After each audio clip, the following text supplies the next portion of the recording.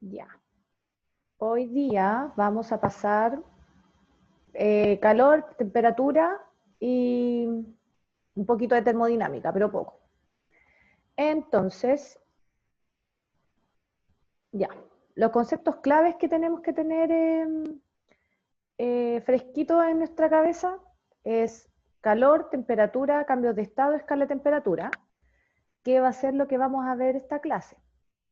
También unos ejercicios PSU que les puse, son dos. Y bueno, la escala de temperatura. Entonces, ya. Para empezar a poderme introducirnos en el mundo del calor y la temperatura, que son consecuencias de la termodinámica, vamos a hacer un leve paso por el... Vamos a hacer un leve paso por dos leyes de la termodinámica, que es la ley cero y la primera ley. La ley cero se refiere al equilibrio térmico, entendiéndose como equilibrio térmico, que es el estado en el cual los sistemas equilibrados tienen la misma temperatura. ¿A qué nos referimos con esto? Si nosotros tenemos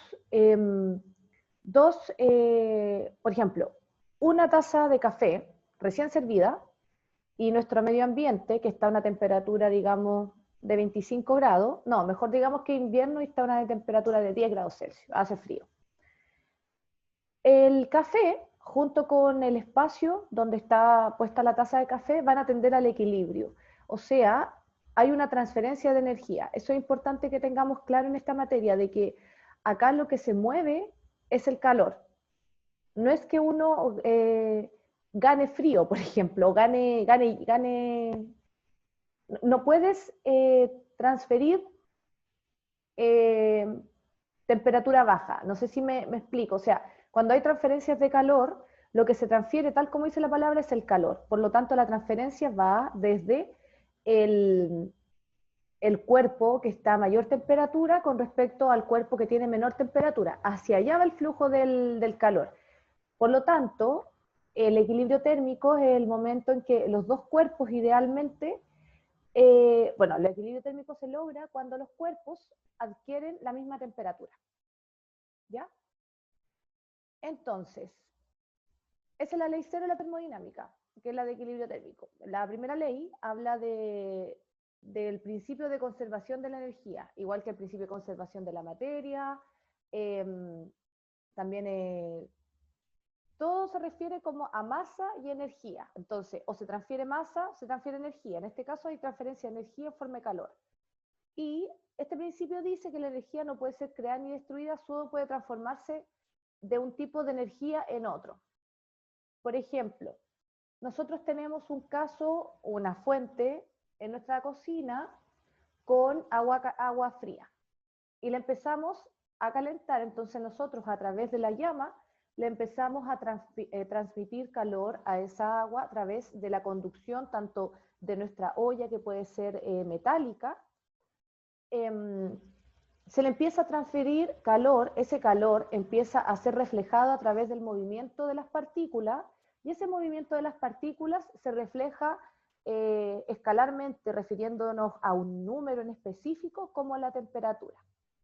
Vayan diciéndome si tienen alguna duda o cómo van con esto, ¿ya? Porque esto es súper conceptual, pero después no es complicado, ¿ya?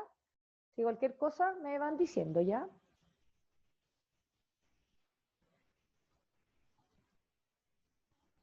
Ya. Entonces, el calor. El calor se define con la letra Q y es la transferencia térmica de un cuerpo caliente a uno más frío. Se basa en la teoría cinética molecular de la materia, que se refiere al movimiento de las moléculas, de las partículas que tenemos en nuestra masa, que estamos transfiriendo calor, que puede ser agua, puede ser un sólido, puede ser un gaseoso, dependiendo. Son partículas en constante movimiento y además determinan la energía cinética o energía de movimiento de un cuerpo. Igual como cuando veíamos las otras clases de física, que era bueno, las clases de energía que tuvieron las clases pasadas, la energía cinética se puede ver a nivel molecular como a nivel macro. Por ejemplo, si yo voy con un cuerpo en movimiento, tengo energía cinética. En este caso también tengo un cuerpo en movimiento, pero a nivel molecular, a nivel de partículas. Entonces, tengo los sólidos, líquido y gaseoso. Los sólidos, su estructura molecular es una especie de red junta, donde las partículas tienen poca libertad de movimiento, por ende tienen poca temperatura, una temperatura mucho más baja, por ejemplo, que un gas. En el caso del líquido, y también tenemos que considerar que el sólido, al estar a una temperatura menor y tener al tener una red mucho más compacta de sus moléculas y partículas, la libertad de movimiento que tiene un sólido es muy limitada con respecto, por ejemplo, a un gas y un líquido, lo que podemos relacionar con la capacidad que tienen los cuerpos de comprimirse. En el caso del sólido, poder comprimir un sólido es mucho más complejo que un líquido o un gas.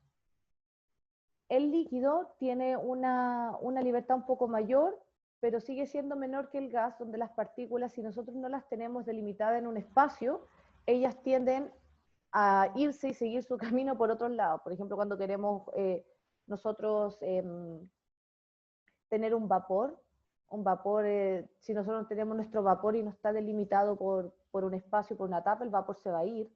Por ejemplo, el caso del vapor de agua, y por el movimiento que tienen las moléculas en el espacio, y además ese movimiento lo vemos reflejado con la temperatura. Ya. Los cambios de estado de la materia son doble vía, por decirlo de alguna forma. Por ejemplo, cuando nosotros tenemos un líquido que se está convirtiendo a sólido, se llama solidificación, pero nuestro sólido también puede ser convertido a líquido a través de una fusión. Por ejemplo, el caso de el oro, la plata, que están en estado sólido, se le pone temperatura y se vuelven disminuyen su densidad, su viscosidad, volviéndose líquido, que sería el caso de la fusión o derretimiento. De un sólido a un gas se llama, o de un gas, digámoslo primero, a un sólido, es una cristalización o sublimación inversa. Y de un sólido a un gas es una sublimación. Cuando estamos hablando de un gas, de un líquido, perdón, a un gas, tenemos el caso de una evaporización o ebullición, que evaporización refiriendo a que se convierte en vapor nuestro líquido. Y a la vez tenemos el caso de una condensación o licuación, que sería el caso del gas. Por ejemplo, el gas licuado de petróleo. Ese gas, que es el gas licuado de petróleo, el gas que nosotros tenemos en nuestros localones, en nuestras casas, y ese gas está a una presión tal de que él pasa de un estado de gas a líquido a través de una licuación, queda en estado licuado, y a medida que la presión disminuye, el gas vuelve a adquirir su característica, o sea, el líquido que está, el gas licuado, vuelve a adquirir su característica gaseosa, que es el paso cuando va desde el galón hacia, por ejemplo, la cocina, que cuando ustedes prenden un quemador en la cocina, el quemador no te tira agua, o sea, no te tira a través de los inyectores un líquido, sino que te tira un gas, que es el proceso inverso al... O sea, en vez de estar licuado, pasa a estar como un gas. Ya. Formas que tenemos de la conducción del calor. Son tres las principales. Convección, que es esta, conducción y radiación. Entonces, empecemos por la conducción. La conducción, acá como vemos, hay una varilla que es metálica. Eso es importante, para que haya conducción tiene que haber un elemento, un material conductor. En este caso estamos hablando de calor, pero también puede ser, por ejemplo, conductor de la electricidad, lo cual también genera calor, pero no es el caso. No estamos hablando del calor en sí, entonces tenemos nuestra fuente, nuestro fuego, y nosotros en el caso de la conducción necesitamos un elemento que una la fuente de calor con, bueno, en este caso es una mano, pero con la masa, con el cuerpo al cual se quiera transferir el calor. Este es como nuestro camino, por decirlo de alguna forma. Y por aquí migran las moléculas desde las regiones más calientes hasta las más frías, teniendo mayor energía cinética en las zonas de mayor temperatura. Entonces, los átomos de las regiones más calientes tienen más energía cinética. ¿Por qué? Porque cinética viene de la palabra movimiento, y al tener mayor temperatura tenemos mayor agitación molecular, por lo tanto, mayor energía cinética. Siempre que cuando tengan este tipo de conceptos en física o en química, bueno, en realidad en casi todo el lenguaje, podemos descomponer las palabras y tratar de hacer asociaciones. Por ejemplo, cinética viene de cinética, que es de movimiento. Y es importante que así podamos, para que no nos confundamos y podamos rastrear si no nos acordamos de todo, porque la memoria igual es frágil. Tratar de hacer asociaciones que nos permitan mezclar conceptos y nos sirvan de mnemotecnia para recordar conceptos más claros de física. Entonces, los átomos de las regiones más calientes tienen más energía cinética en promedio que sus vecinos más fríos, que sería, por ejemplo, el extremo de acá de la barra metálica. Así que estos, que son los que están con más caliente, empiezan a agitarse, a moverse, a moverse, a moverse, a moverse, y empiezan por sobre la misma a agitar a los que están más quietos, transfiriéndoles algo de la energía que van adquiriendo. Los vecinos empujan a otros vecinos, continuando así a través del material. Entonces es un movimiento como en cadena. Empieza acá la agitación molecular más rápida, porque acá está más cercano de la fuente, y acá ya están quietos, pero empieza el movimiento, empieza el movimiento, empieza el movimiento, hasta que se transfiere al final de la barra, continuando así a través del material. Los átomos en sí no se mueven de una región del material a otra, pero su energía sí. ¿Por qué esto es importante? Porque nosotros no tenemos una transferencia de materia. Por ejemplo, un ejemplo que tenemos de transferencia de materia es en química, cuando uno hace una taza de té y tienes tu agua y pones tu bolsa de té, hay una transferencia de materia desde la bolsa de té hacia el agua, porque cuando nosotros sacamos nuestra bolsa de té hay un color en el té y hay un té, por ende hay una transferencia de materia, porque se transfirieron moléculas y compuestos químicos que te dan color, sabor y las características propias de un té. Ese sería el caso de una transferencia de materia. En el caso de una transferencia de energía, solamente se transfiere energía en forma de agitación molecular y no se transfiere masa. Eso es con respecto a la conducción. Con respecto a la radiación es la transferencia de calor por ondas electromagnéticas como la luz visible, el infrarrojo y la radiación ultravioleta. No necesitamos contacto directo a la fuente, como el caso de la conducción, que tenemos que estar unidos a través de un elemento conductor.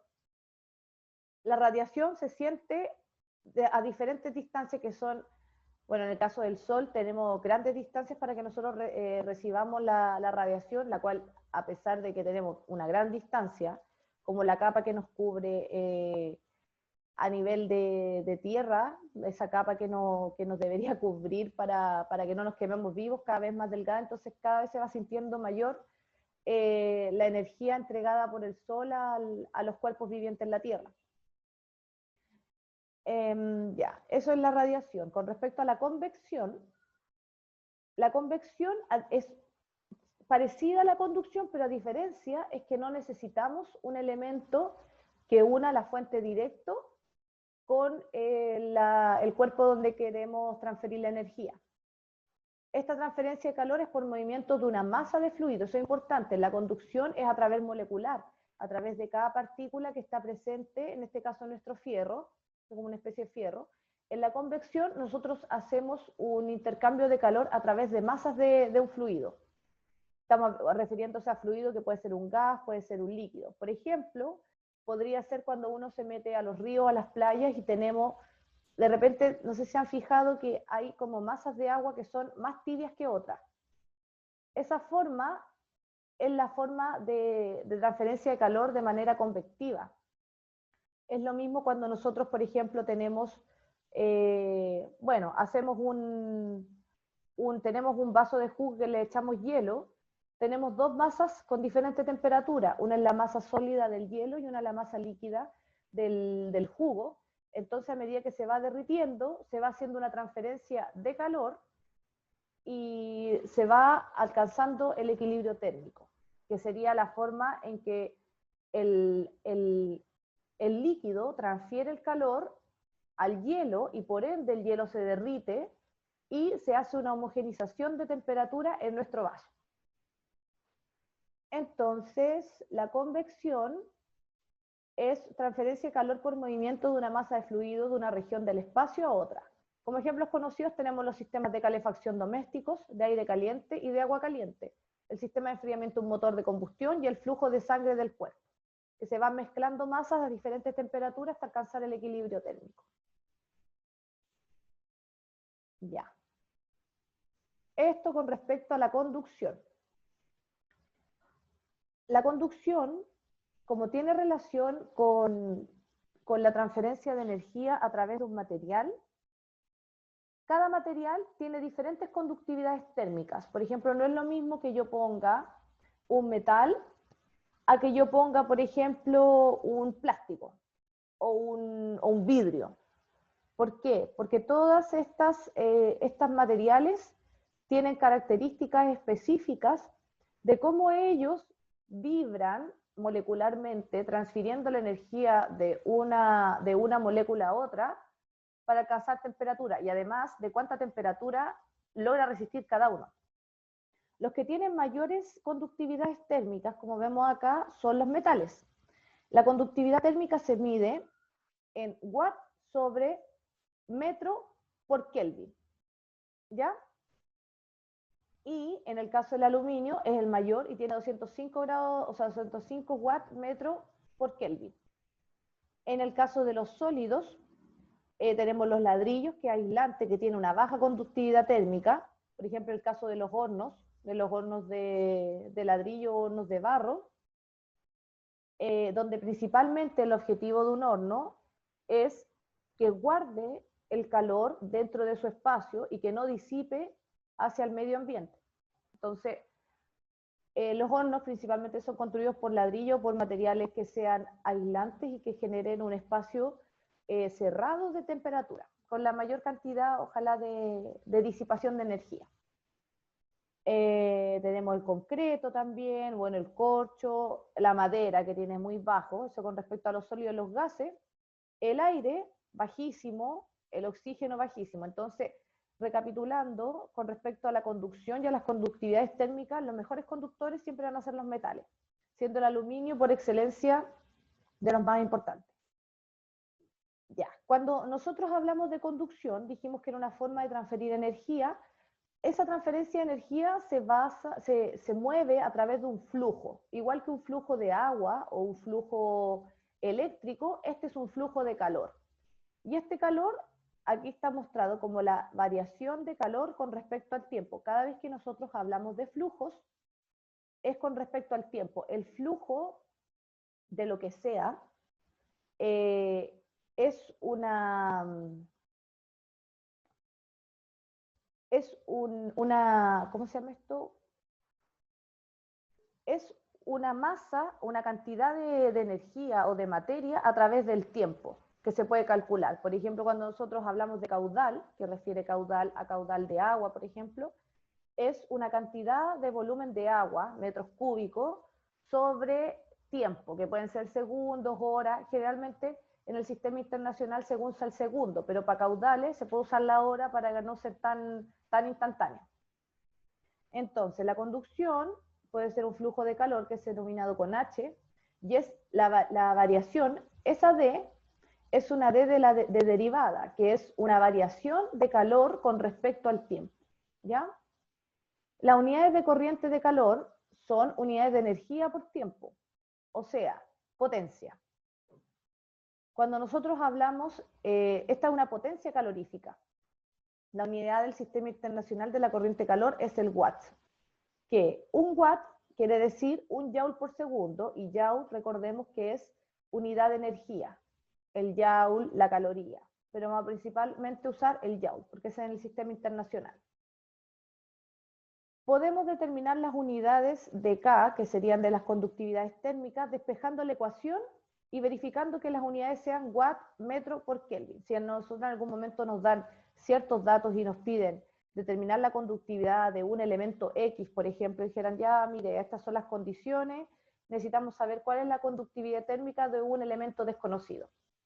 Nosotros podemos ir despejando, siempre poniendo atención en que las unidades sean watt sobre metro por Kelvin.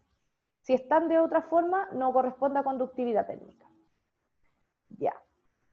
Aquí tenemos un ejemplo de conducción que tenemos un cuerpo con una temperatura H a un cuerpo con una temperatura C. Este tiene mayor temperatura que el de azul. La corriente de calor se mueve desde H a C porque recordemos que el flujo de calor va de mayor temperatura a menor temperatura. Tenemos un área transversal que es A y tenemos un largo de longitud L. Por lo tanto, las moléculas van generando agitación molecular, estimulando a la molécula que viene hasta avanzar hasta llegar al otro cuerpo que tiene temperatura menor y empezar a generar un cambio en su temperatura. Al duplicar el área transversal del conductor, este caso, que en vez de tener acá tenemos una, acá tenemos dos, se duplica la corriente de calor. Claro, porque si nosotros tenemos solamente, es como tener dos caminos.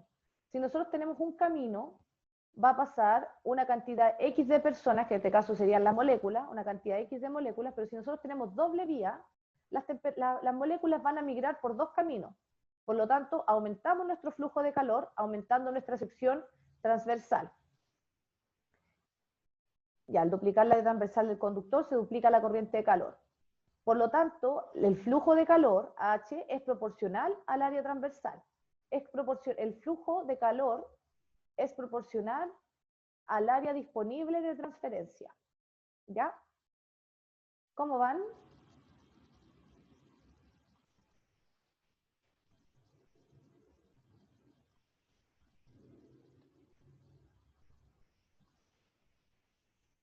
¿Cómo van? Somos puras niñas hoy.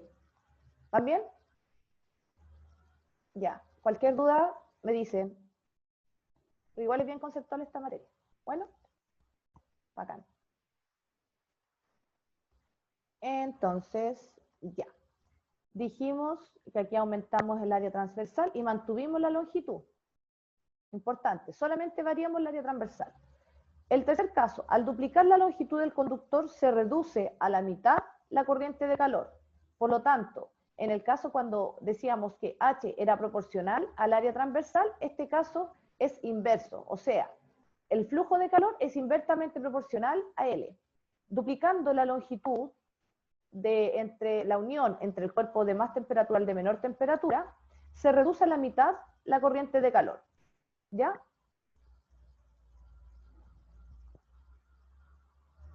Radiación. Ya. Todo cuerpo a unas temperaturas ordinarias emite energía en forma de radiación electromagnética. Cuando hablamos de temperaturas ordinarias nos referimos a 20 grados Celsius, por ejemplo, y casi toda la energía se transporta en ondas de infrarrojo con longitudes de onda mucho mayores que las de luz visible. Nosotros acá tenemos un gráfico de intensidad con respecto a la longitud de onda en micrómetros. Tenemos un espectro visible, en realidad, nosotros lo que podemos ver es esta raya amarilla, que es el espectro visible, que estaría como entre, digamos, el total de radiación visible está entre 0,4 y 0,7 más o menos, donde tenemos toda la gama de colores, los azules, verdes, amarillo, naranjo y rojo. Y bajo el azul, que sería como bajo 0,4, hacia este lado está lo ultravioleta, que igual si uno lo piensa, tiene relación, porque se llama ultravioleta, y nuestro color, este es como, yo le digo azul, pero en realidad es como violeta, entonces, bajo el violeta vamos a tener el ultravioleta, quizás les puede servir de mnemotecnia, más o menos, si es que sale una pregunta así. Y después del rojo viene el infrarrojo, que es el lado de acá. Al aumentar la temperatura,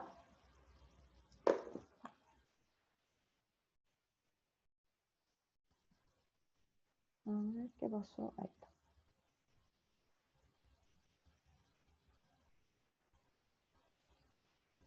Ya. Al aumentar la temperatura, las longitudes de onda se desplazan hacia valores mucho menores. Esto que tenemos acá, que son estas curvas que están acá, son curvas de temperatura. Por ejemplo, esta curva que está acá está a 3000 Kelvin, esta está a 4000 Kelvin, esta está a 5000 Kelvin, que es la que está acá, y esta está a 6000 Kelvin. Entonces, nosotros en el espectro, por ejemplo, visible, que tenemos nuestra temperatura constante de 6000 Kelvin, la longitud de onda, perdón, la intensidad va aumentando a medida que me voy moviendo a través de la longitud de onda. Aumenta acá y aumenta acá. A eso me refiero con que aumenta. Aumenta la intensidad y aumenta la longitud de onda. En el caso de 6000, a temperatura de 6000 Kelvin. Al aumentar la temperatura, las longitudes de onda se desplazan hacia valores mucho menores. A 800 grados Celsius, un cuerpo emite suficiente radiación visible para convertirse en un objeto luminoso, quiere decir al rojo vivo, y aunque aún a esta temperatura la mayoría de la energía se transporta en ondas de infrarrojo, en esta parte de acá, ¿ya? Eso es con respecto a la radiación. Ya. Aparte de las formas de transmisión del calor, dijimos conducción, convección, radiación, también tenemos tipos de calores. Calor sensible, calor latente y calor específico. El calor sensible es la energía calorífica que suministrada a un cuerpo o un objeto hace que aumente su temperatura sin afectar su estructura molecular y por lo tanto su fase. Por ejemplo, cuando nosotros tenemos agua líquida, la tenemos a 20 grados Celsius y le vamos a aumentar su temperatura hasta 80 grados Celsius, estamos aplicando calor sensible. ¿Por qué? Porque no tenemos un cambio de fase de nuestra agua. Sigue estando en estado líquido, solo que a mayor temperatura. Ejemplo, cuando tenemos un vaso de agua líquida de 0 grados Celsius y queremos subir su temperatura hasta 2 grados Celsius, tendremos que añadirle una cierta cantidad de calor. Este calor que provocará esta subida de temperatura será calor sensible, que se contrapone al calor latente, en el cual el calor latente es la cantidad de energía requerida por una sustancia para cambiar de fase, de sólido a líquido. Por ejemplo, el calor de fusión. Que el calor de fusión, recordando, es, por ejemplo, el calor que necesitan los metales para cambiar de su estado sólido a un estado líquido. O también el de líquido a gaseoso, que es el calor de vaporización, ¿ya? Se debe tener en cuenta que esta energía en forma de calor se invierte para el cambio de fase y no para un aumento de temperatura. O sea, la energía que nosotros le estamos entregando a nuestro cuerpo no es para aumentar nuestra temperatura, ese no es el objetivo, ese es el objetivo del calor sensible. El objetivo del calor latente es hacer un cambio de fase en nuestro material.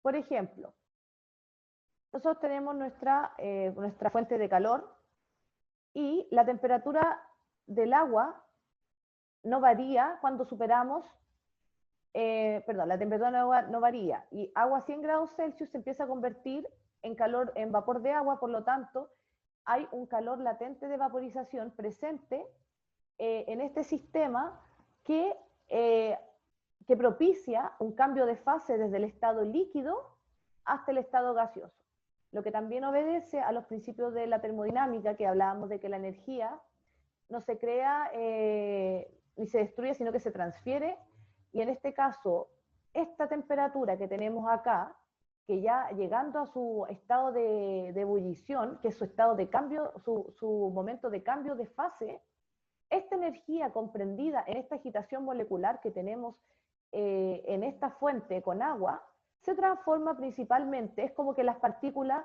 las moléculas ya de gas ya no pueden más, empiezan a separarse y empiezan a emigrar de forma gaseosa, aumentando su energía cinética en forma de vapor de agua. Ya. Comparación del calor sensible y latente.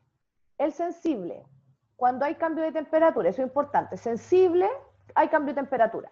Latente, cuando la temperatura es constante y genera cambios de estado. Por ejemplo, cambio de estado físico. Siempre cuando hablamos de cambio, en caso de física, hablamos de cambios valga la redundancia, físicos, o sea, sólido, líquido, gaseoso. No hablamos de separación de las moléculas ni intercambio entre ellas de elementos químicos. Entonces, esto genera cambios de estado físico como una fusión, evaporación, etc. Aquí tenemos nuestro vaso sólido que empieza a aumentar su temperatura, aumentando su calor sensible, hasta que llegue el punto en que empieza a cambiar de sólido a líquido a través de una temperatura constante, lo que sería un calor latente, y en este punto nuevamente empieza a manifestarse el calor sensible, aumentando su temperatura, ya está en estado líquido, hasta que llegue el punto en que la temperatura llega el punto en que la temperatura hizo el cambio de calor a calor latente, cambiando su estado y su fase. Acá está líquido y gas, que es como una especie de transición, y donde la temperatura es constante, aquí tenemos calor latente, y posteriormente, entre el líquido y el gas, empezamos a evaporar todo el líquido, aumentando la temperatura, convirtiéndolo en un gas, y en el punto estable, en el que ya no hay cambio de fase, corresponde a calor latente. Otro calor importante que tenemos que considerar es el calor específico. El calor específico, como dice la palabra, depende exclusivamente de la sustancia. Entonces, la cantidad de calor que hay que suministrar a una unidad de masa de esa sustancia para elevar su temperatura en una unidad. Cuando hablamos de una unidad, sería una unidad de grados Celsius, por ejemplo, una unidad de Kelvin, siendo importante de que nosotros trabajemos en Kelvin, porque el Kelvin es la unidad de medida de temperatura en el sistema internacional. Kelvin, metro, en el caso de longitudes, masa, kilogramo, energía, joule o kilojoule, dependiendo. Y ya, la cantidad de calor que hay que suministrar a una unidad de masa de esa sustancia para elevar su temperatura en una unidad. Esa cantidad varía tanto dependiendo de la temperatura en que se encuentra la sustancia antes de aplicarle el calor. Porque no es lo mismo cambiar un agua, no se necesita la misma cantidad de calor para cambiar un agua a temperatura de 10 grados Celsius a un agua que está a temperatura, no sé, en forma de hielo está a menos 20. No es la misma cantidad de calor. Por ejemplo, es necesaria una caloría para aumentar en 1 grado el agua a temperatura ambiente. Pero es necesario solo 0,5 calorías para aumentar en 1 grado la temperatura del hielo a menos 5 grados. Ya, entonces, la caloría, vamos a recordar que una caloría equivale a 4,18 joules, si no me equivoco. Pero nosotros vamos a trabajar en joule, que es nuestro sistema internacional. Entonces, por ejemplo, los calores específicos para diferentes sustancias como agua, alcohol etílico, hielo, vapor de agua, aceite, aire, aluminio, vidrio, arena, hierro y cobre, van disminuyendo, como se puede ver acá. Y por ejemplo, la que tiene mayor calor específico por excelencia siempre es el agua. El agua es quien más puede suministrar calor a otro cuerpo. Es como la sustancia que mayor guarda energía dentro de sí misma para poder suministrarla. Por ejemplo, el caso de vapor de agua, que es la forma en que se calientan las calderas. Los serpentines, un serpentine es una especie de, igual como los serpentines de los cumpleaños, la serpentina, esto es así y tiene un tubo que va enrollado en forma de espiral, y a través, por ejemplo, de ese tubo, nosotros hacemos pasar vapor de agua y calentamos sustancias. Entonces, eso es importante, que el agua tiene un alto calor específico que se mide en joule dividido, porque eso está a la menos 1 y menos 1, dividido kilogramo por Kelvin. Entonces, el agua tiene un calor específico de 4180 joule por kilogramo por Kelvin. ¿Por qué esas unidades? Porque decía acá de que el calor específico es la cantidad de calor que hay que suministrar a una unidad de masa de esa sustancia para elevar su temperatura en una unidad.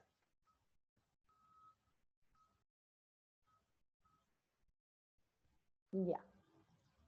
Temperatura.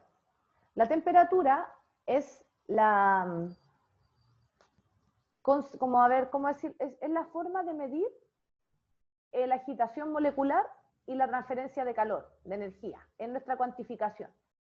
Y se define como una magnitud escalar. ¿Por qué magnitud escalar? Porque no es vectorial, no tiene dirección, no tiene sentido, solo tiene módulo, es una unidad de medida, y está relacionada con la energía interna, conocida como cinética de un sistema termodinámico. Cuando hablamos de un sistema termodinámico, nos referimos a un sistema. Termo viene de temperatura y dinámico viene de movimiento, de dinamismo. Entonces, un sistema donde hay una agitación molecular en base a la transferencia de calor y por ende a la temperatura.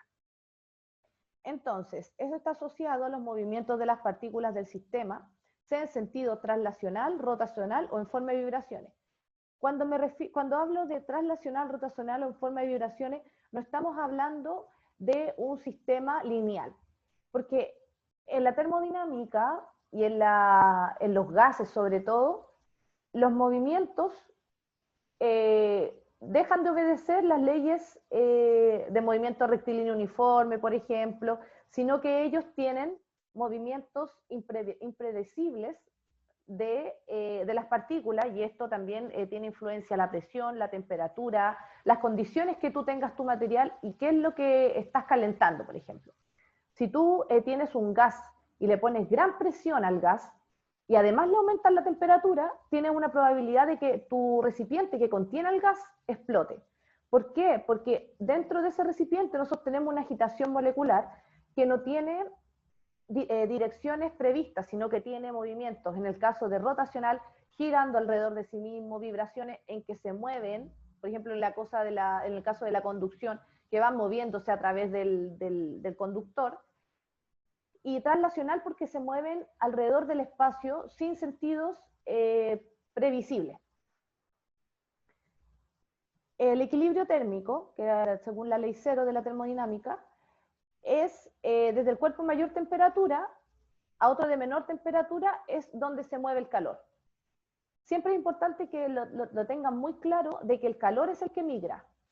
No es que se te enfría tu bebida, por ejemplo, porque la temperatura que tenía, no, que la temperatura que estaba en el medio, alrededor de tu bebida, estáis con un vaso y tienes la bebida acá, y alrededor hace mucho calor, el calor empieza a migrar, por ejemplo, en forma de radiación, si estuviéramos en el aire libre al sol, empieza a vibrar, empieza a mover también, además de la radiación tenemos movimientos convectivos del aire, que tiene temperatura, empieza a avanzar molecularmente, agitando tu bebida, y esta bebida pierde frío y gana calor, por lo tanto aumenta su temperatura. Pero siempre es importante de que el calor es el que se mueve, gana o pierde calor, no gana o pierde frío, ya siempre es calor. Entonces la transferencia de energía entre dos cuerpos se produce hasta que alcance el equilibrio térmico, es decir, hasta que ambos tengan la misma temperatura, que es el concepto de estabilidad en gran parte de los fenómenos de la física y de la química, que es tender al equilibrio, tender al equilibrio tanto térmico como en el caso, por ejemplo, de la química cuando tenemos extracciones, cuando se satura tu solvente es porque tendió al equilibrio de la extracción. Por ejemplo, en el caso del té o también en las soluciones saturadas, cuando tenemos sal y agua, que llega un punto en que ya el agua no puede disolver más porque ya llegó a su punto de equilibrio. En este caso, equilibrio térmico. Ya.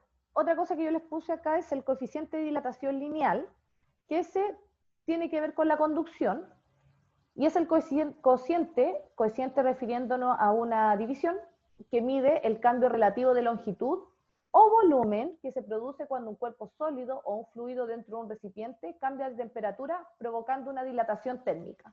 Dilatación térmica entendiendo como un aumento de su espacio, no de su masa, de su espacio que ocupa. Por ejemplo, cuando tenemos nosotros un cable, tenemos acá un elemento longitudinal de largo que al someterle temperatura el material empieza a ceder y se dilata unos ciertos centímetros, milímetros, dependiendo del material. Esa es la dilatación lineal. Esta es la dilatación superficial, que tenemos una dilatación en el eje X como en el eje Y, o sea, en dos dimensiones. Esta es una en una dimensión, solo se dilata en el eje X, este eje X y Y. Y esta es una dilatación volumétrica que se dilata entre el eje, esto es así. Aquí tenemos nuestro Y, X y acá el eje Z, que es el que le da profundidad. También dilatación volumétrica. Y puse un ejemplo acá para que lo miremos de cómo abordar los ejercicios de esta forma. Que tenemos un cable de cobre que está colgado entre dos postes. Su longitud en un día fresco es de 20 grados Celsius. Un día fresco a 20 grados Celsius es de 12 metros. Calcula el valor de su longitud en un día caluroso a 35 grados Celsius. ¿Cómo se hace esto?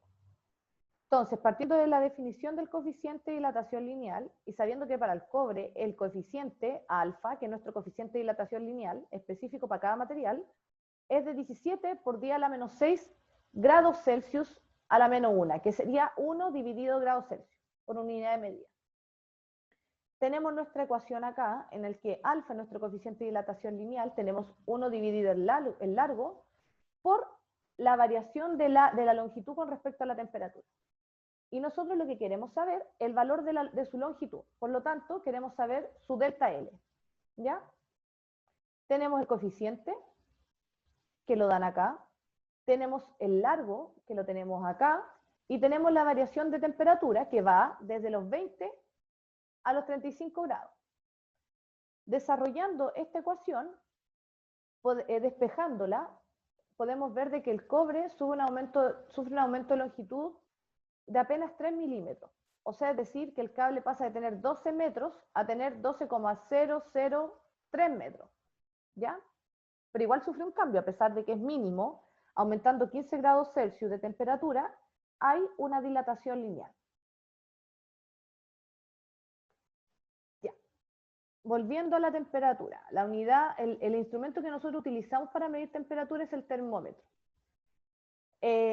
Inicialmente se fabricaron aprovechando el fenómeno de dilatación, que por ejemplo en el caso que son los termómetros más antiguos, como los típicos, que son los de mercurio, que se prefería el uso de materiales con elevado coeficiente de dilatación. O sea, cosa de que al aumentar la temperatura,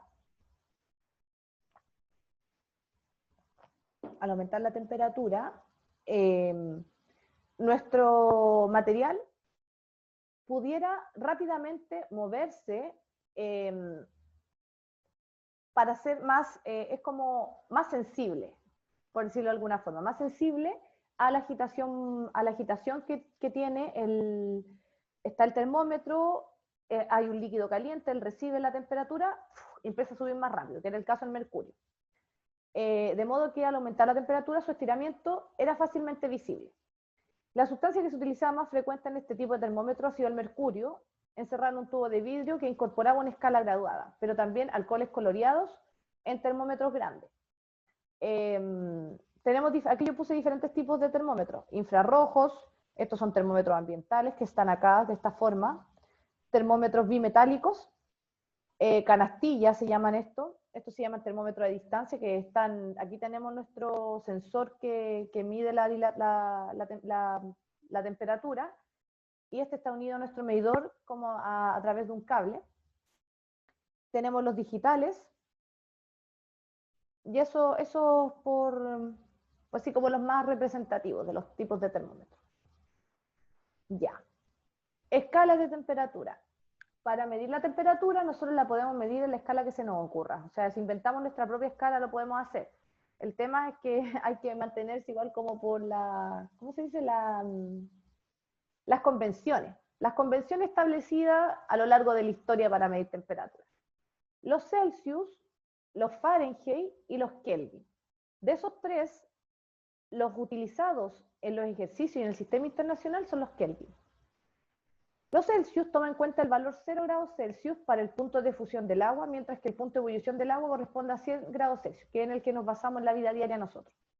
El Fahrenheit se simboliza con una F, y es la más utilizada en Estados Unidos. Por ejemplo, el punto de fusión del agua está a los 32 Fahrenheit y el de ebullición a los 212. Ya, la escala absoluta, que es la escala de grados Kelvin. Por eso es tan importante y se utiliza en el sistema internacional, porque es la escala de temperatura, es la unidad base de medición de la temperatura termodinámica en el sistema internacional de medición. La escala de Kelvin se determinó en base a la escala de Celsius, pero con un punto de partida del cero absoluto. Entendiendo como cero absoluto,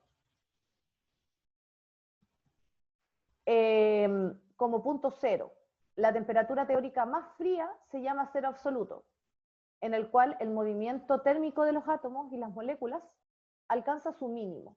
Es como a lo más quieto que podemos tener las moléculas a la temperatura medida en la que las moléculas están más quietas. Decir que las temperaturas, que la temperatura a la que las moléculas están a cero movimiento no existe, porque las moléculas atómicamente están en un constante movimiento, ¿ya? Entonces, este es un estado en que la entalpía y la entropía de un gas, la entropía contendiéndose como el movimiento molecular de un gas ideal enfriado, gas ideal estamos hablando presión, temperatura y volumen ideales. Presión, una atmósfera, temperatura 273 grados Celsius, que es el cero absoluto, y un volumen de 22,4 litros, si no me equivoco. No me acuerdo muy bien, pero son las condiciones ideales en que es medido este cero absoluto. Clásicamente sería un estado de inmovilidad, pero la incertidumbre cuántica dicta que las partículas aún poseen una energía finita de punto cero. El cero absoluto se denota como 0K en la escala de Kelvin, 0 grados Kelvin, que sería eso ahí, menos 273,15 Celsius en la escala Celsius y menos 459,67 en la escala de Fahrenheit. Entonces, aquí tenemos nuestras tres escalas, Fahrenheit, Celsius y Kelvin. Nosotros estamos en la Celsius a los 100 grados, ¿cierto?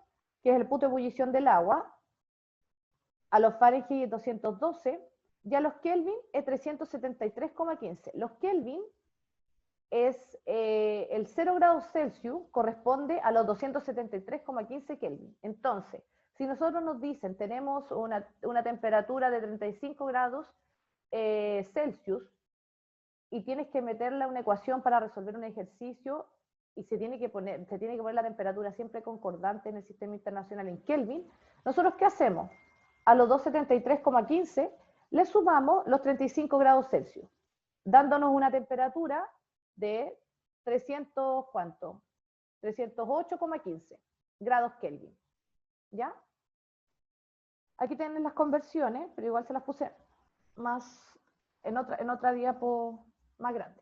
Pero mira, este es el punto de congelamiento del agua, este es el punto de ebullición del agua. Kelvin 373,15, Celsius en grados, Fahrenheit 212 Fahrenheit. Y para calcular, por ejemplo, para hacer el paso a Fahrenheit, y yo tengo grados Celsius, son 32 más 9 quintos por los grados Celsius. Por ejemplo, si yo quisiera 15 grados Celsius convertirlo a la escala de Fahrenheit, tengo que hacer esta ecuación. En el caso de los Celsius, para convertirlo a Fahrenheit, se despeja la ecuación y se completa con los grados Fahrenheit menos 32 por 5 novenos. Todo esto en paréntesis, importante. Fahrenheit menos 32, paréntesis, por 5 novenos. Para pasar de Celsius a Kelvin y de Kelvin a Celsius. Los Kelvin son los grados Celsius más 273,15, que es el cero absoluto. Pero acuérdense que la escala Kelvin es basada en la escala de Celsius. Celsius son los Kelvin menos 273,15. Y también les puse las conversiones. Ya, aquí tenemos un ejercicio que les voy a dar 5 minutos o 3 minutos, bueno, cuando estén listas, y me cuentan por cuál van. ¿Ya?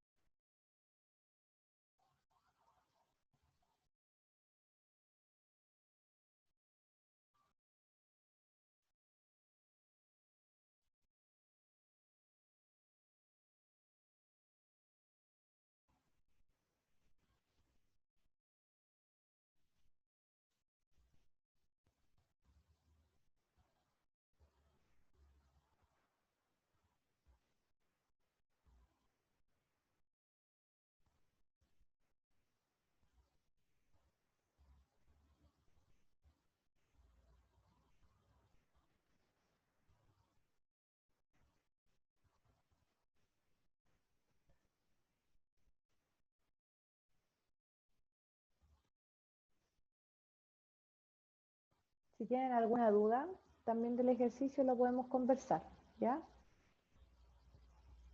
Porque es bien conceptual.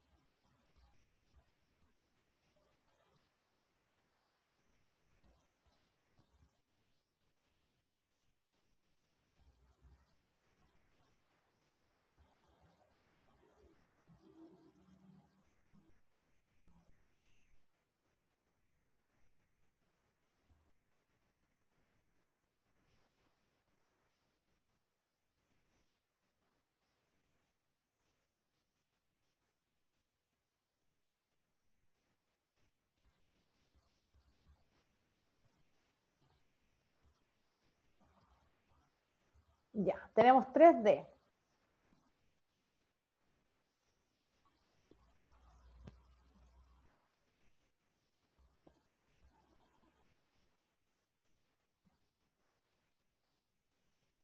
Super niña, felicitaciones. Es la D. Igual vamos a leer el comentario, ¿ya? Para que, por si acaso. Súper, la felicito. Ya, me dice que para resolver, voy a compartir esa parte.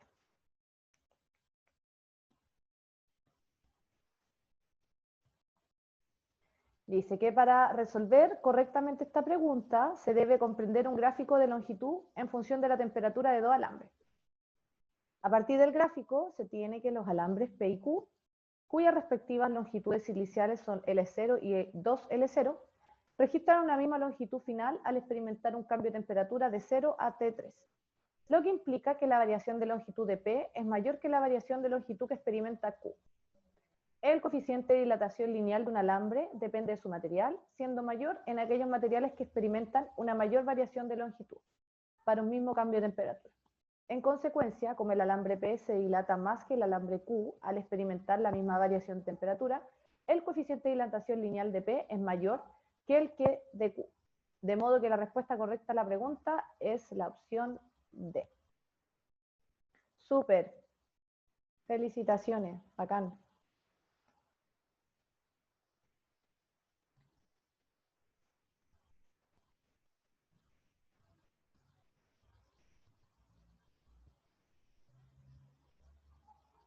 Otra pregunta tenemos acá. Les doy también unos minutitos. Cuando estén listas me avisan. Bueno,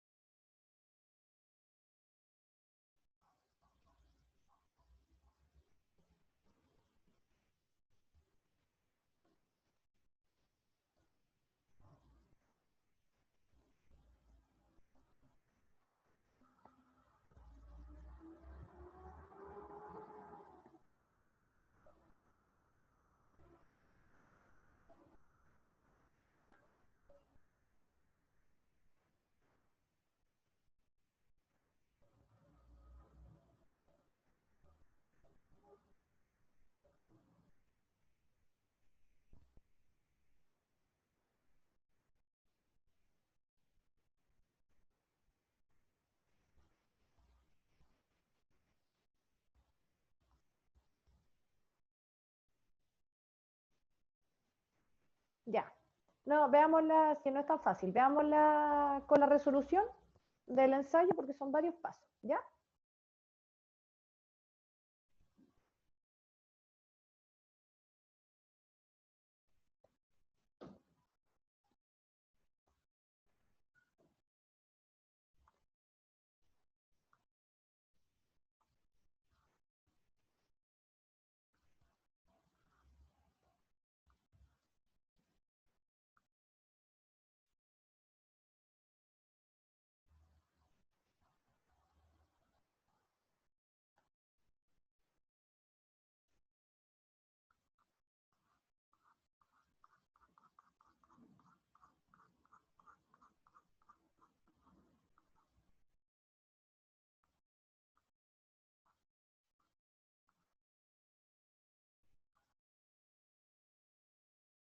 Ya, aquí está.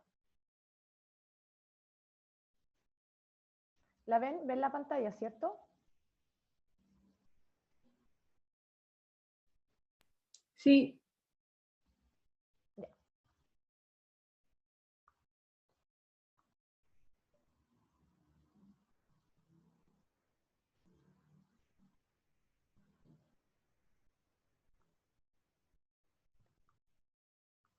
Ya, entonces, ya, la forma correcta de resolver, tenemos que aplicar el principio de conservación de la energía, transferencia de calor, entre dos porciones de agua aisladas en el ambiente. Entonces, yo lo que recomiendo cuando están estos ejercicios es el dibujito. Con los dos vasitos de agua y vamos a leerlo mejor. Dice, se ponen en contacto térmico 2 kilos de agua a 80 grados Celsius con 3 kilos de agua a 50 grados Celsius. Entonces tenemos un caso acá que tenemos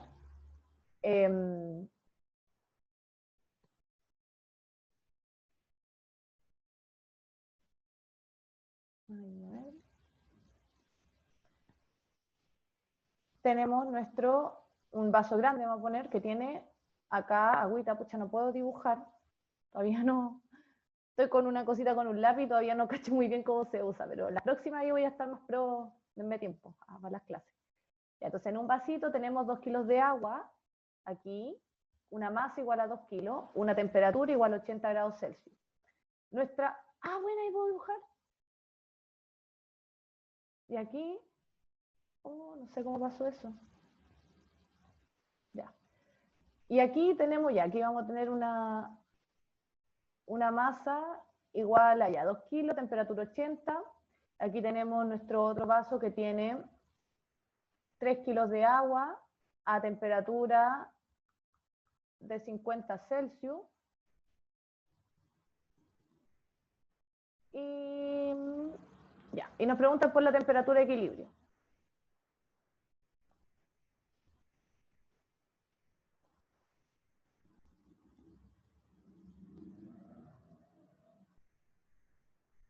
Escucha.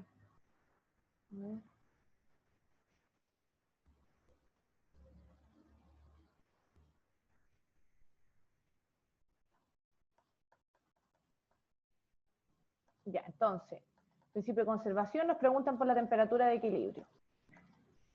Entonces, ya cuando vamos a utilizar nuestra ecuación de calor, que es, dijimos que calor era, esta es la ecuación, no se las puse, se las debería haber puesto, que es la masa por el calor específico por la variación de temperatura final a temperatura inicial.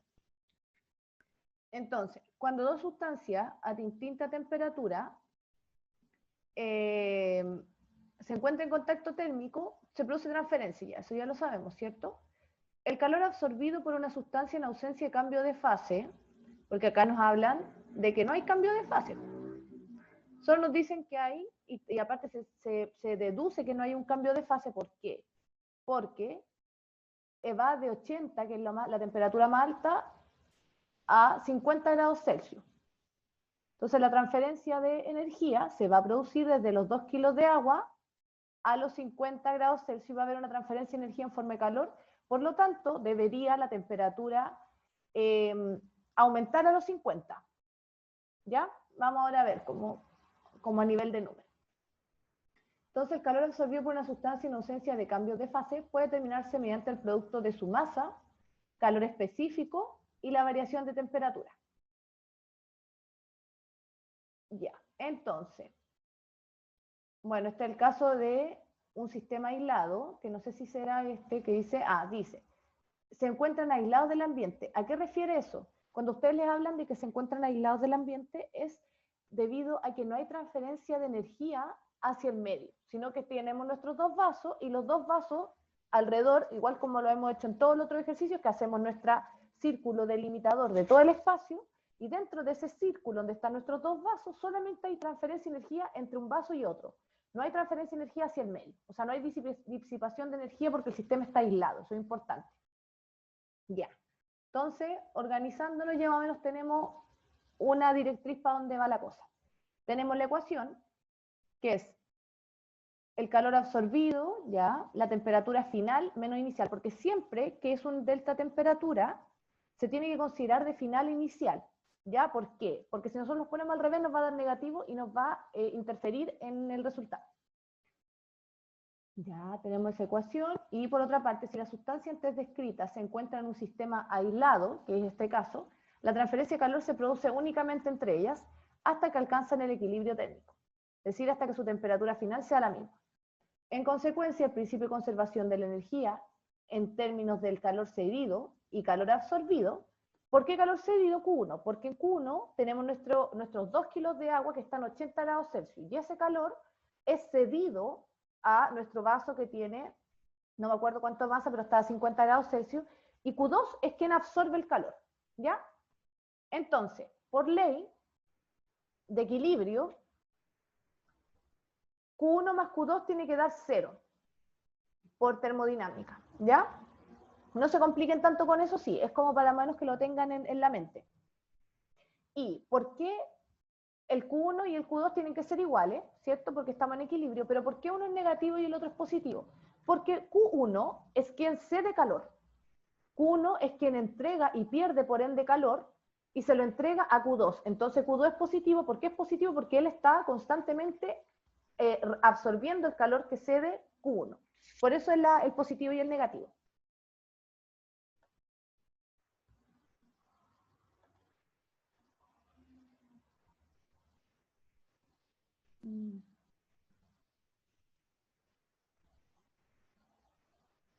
Ay, no puedo abrir el chat.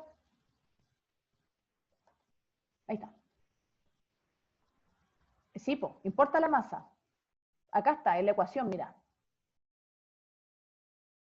La masa importa porque no es lo mismo tener 50 grados Celsius en una masa de 50 gramos a una masa de 5 kilos. No es lo mismo, entonces.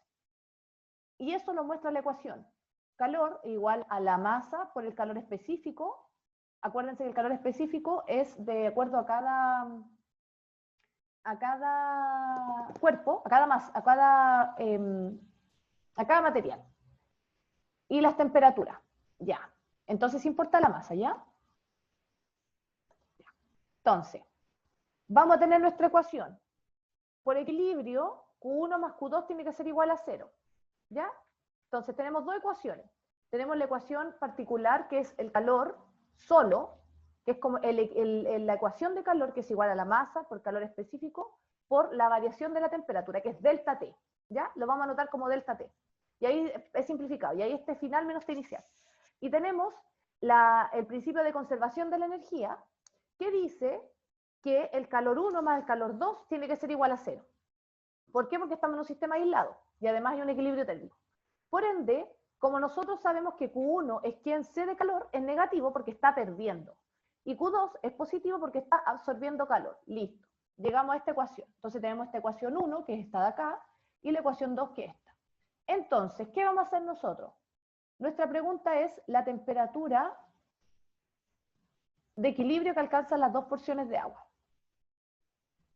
Entonces, tenemos el Q1, que en esta ecuación, el Q1, todo lo que vamos a reemplazar en ese lado de la ecuación tiene que ser respectivo al vaso 1. Masa de ese vaso, que son los 50 kilos, calor específico en este caso igual, porque es agua.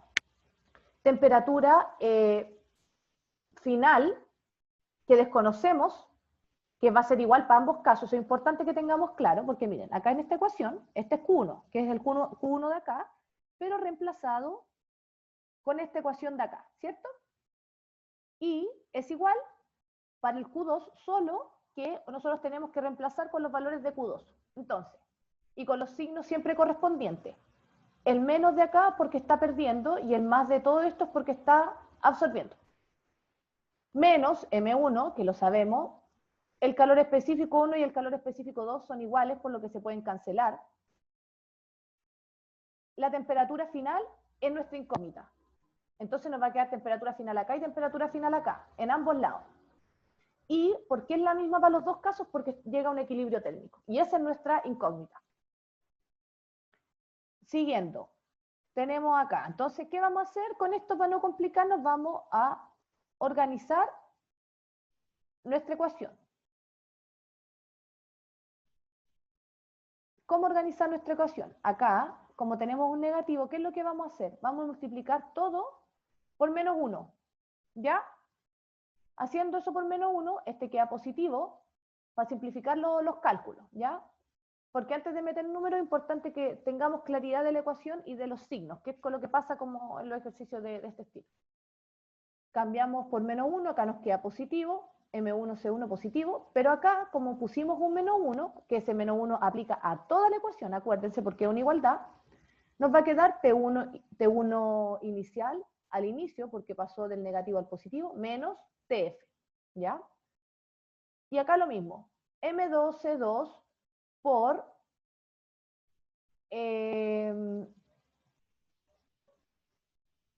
TF menos T inicial en 2.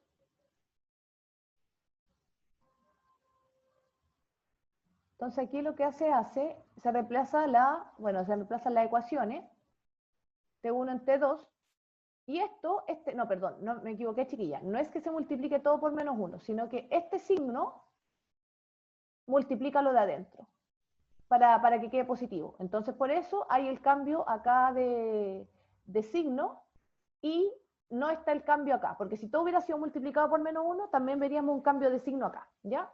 Entonces solamente que ese menos de la ecuación de calor, de Q1 menos Q1 igual a Q2,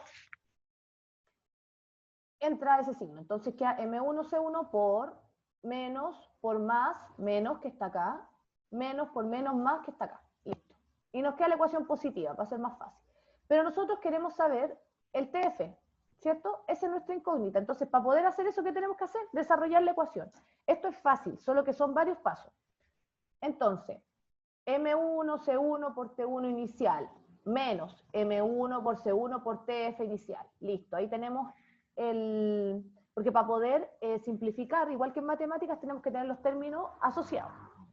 M2 C2 por TF menos M2 por C2 por T1, T1 T inicial 2. Entonces, vamos a separar el TF para poder despejarlo. Ya, y como consideramos que es agua y los dos calores específicos son iguales, los eliminamos. Y eso lo podemos hacer antes incluso. S con S, chao. Porque C1 dividido C2 es como 1 dividido 1. O, por ejemplo, 5000 dividido 5000. En el caso del calor específico del agua, era 4180, si no me equivoco. Sí, 4180. Entonces, 4180 acá, 4180 acá se van. Y nos queda M1, aquí T1 inicial menos TF inicial. Entonces, M1 T inicial menos M1 TF final. TF en equilibrio, que acuérdense que es el TF del equilibrio. Lo mismo acá. Entonces, ¿qué vamos a hacer? Vamos a agrupar este término con este, que son las temperaturas en equilibrio que a nosotros nos interesan. Por lo tanto, empezamos. TF, vamos a tirar este que está acá, lo vamos a dejar aquí para simplificar. No, mejor lo vamos a tirar para acá, a la mano derecha. Y vamos a dejar todas las TF a la mano izquierda, ¿ya? Entonces nos va a quedar menos M1 TF menos M2 TF, que es lo que está acá. Y vamos a factorizar por TF. Entonces nos va a quedar M2 T inicial en 2 menos M1 T inicial en 1, dividido la factorización de esto que sería TF, lo vamos a sacar a TF y nos va a quedar menos M2 menos M1, ¿cierto? Entonces nos va a quedar TF es igual a todo esto que está acá. Esto es pura matemática, puro separarlo, ir organizándolo, pura factorización. No es difícil, solo tienen que estar atentas nomás y estar ahí bien concentradas. Ya, nos queda M2, T1 inicial 2, menos M1, T inicial en 1, dividido menos M2 menos M1. Como todo esto tiene negativo, nosotros le vamos a multiplicar vamos a hacer la interacción de los signos y nos va a quedar positivo, ¿ya? Porque esto es menos, menos, menos, menos. Menos dividido en menos da más. Por ley de los signos. Entonces, nos queda que nuestra temperatura final está dada por esta ecuación, que es en base a despeje. ¿Y ahí qué es lo que hacemos? Empezamos a reemplazar. Entonces, como Q1 corresponde al calor cedido por la porción de agua de 2 kilos, mientras que Q2 al calor absorbido por la porción de agua de 3 kilos, se obtiene M2, 3 kilos, por la temperatura inicial de 2, 50 grados Celsius, que es lo que está, más M1, que son 2 kilos, temperatura inicial de 1, 80 grados Celsius, dividido los 3 kilos más los 2 kilos de la masa 2 más la masa 1, dándole una temperatura final de 62 grados Celsius. Así se hace. ¿Tienen alguna duda desde el ejercicio? ¿Que hayan quedado alguna parte con problema?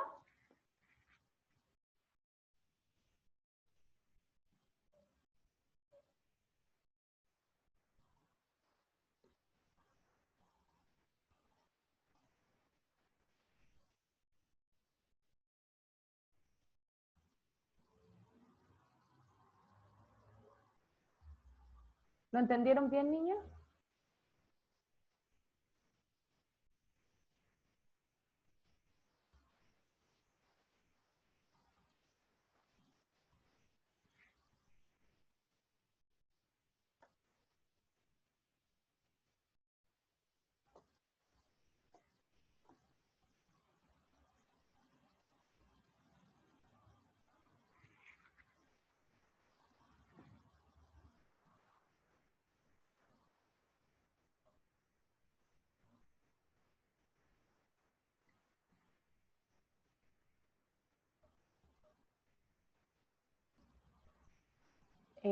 A ver, vamos a ver aquí. El 3 de arriba, no. ¿Sabe por qué no se puede simplificar? Me pregunta por el T final, al final, ¿cierto? Mira, a ver, voy a compartir para que la veamos. En esa parte, este 3 con este 3.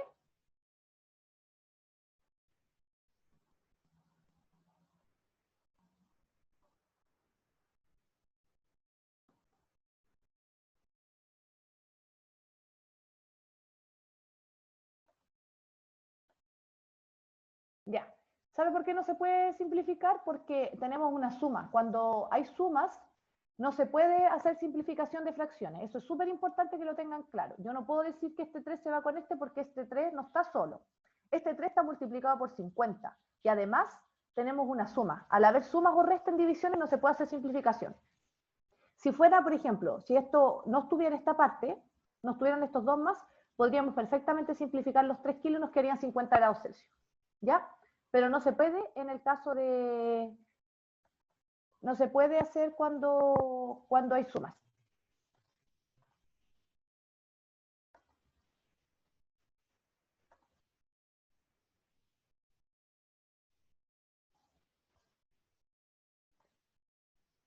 Ya, bacán. Entonces ya estamos finalizando la clase. Le puse dos preguntas del común. Estas son del año, no sé si son 2018 o 2019. Son relativamente nuevas las preguntas. Y como ven, no son difíciles. Solamente que tienes que estar súper clara en lo que están haciendo.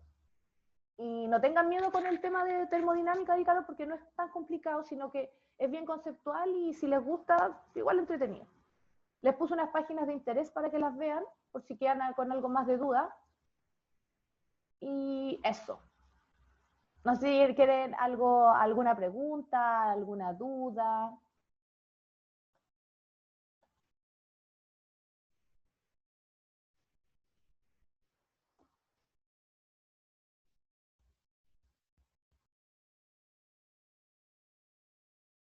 Ya igual les voy a, el que a mí se me había olvidado ponerle la ecuación del calor, la voy a poner ya, antes de subirlo a un curso.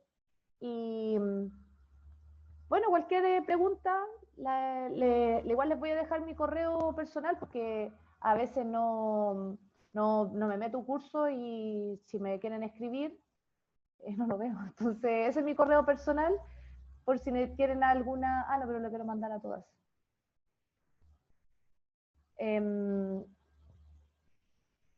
Ese es mi correo personal, que ahora se los voy a mandar.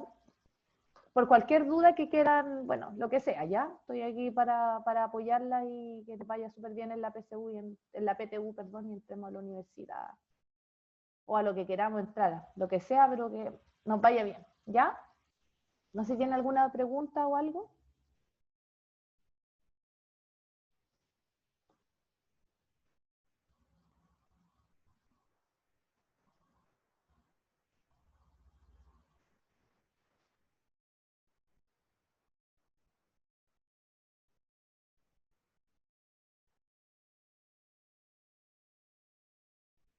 Entonces vamos a dejar la clase hasta acá y eso, que tengan una buena semana.